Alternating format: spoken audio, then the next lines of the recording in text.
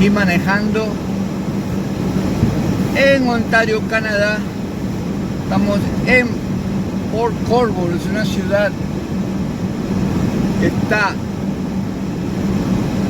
al sur de Toronto. Fíjense cómo está el viento, la nieve, y ya se está convirtiendo en algo como blizzard, que le llaman aquí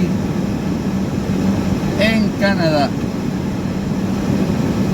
Está fuerte el viento y ya se está convirtiendo en blizzard. En blizzard es ya cuando la nieve comienza a caer más fuerte, con hielo, y casi no se ve. Ahorita la visibilidad está menos, está 50 a 40% de visibilidad. Así que no se puede ir muy rápido.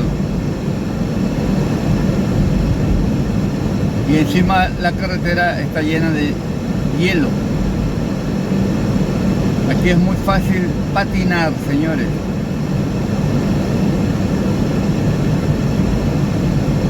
Y cuando patinas, pierdes el control del carro y no puedes hacer nada ya.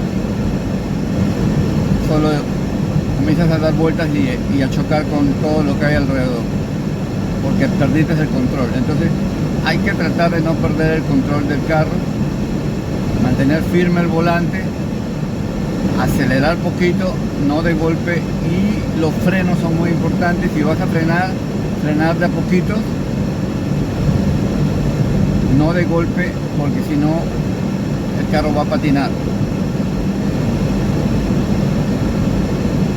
Como se ve, está bien fuerte el frío afuera, y ya esto se está convirtiendo en blizzard. Miren este camión que está al costado con luces. Este camión es el que tira sal a las carreteras. Tiene todas esas luces porque está avisando que cuidado, que ellos tiran sal y también limpian el hielo de las carreteras.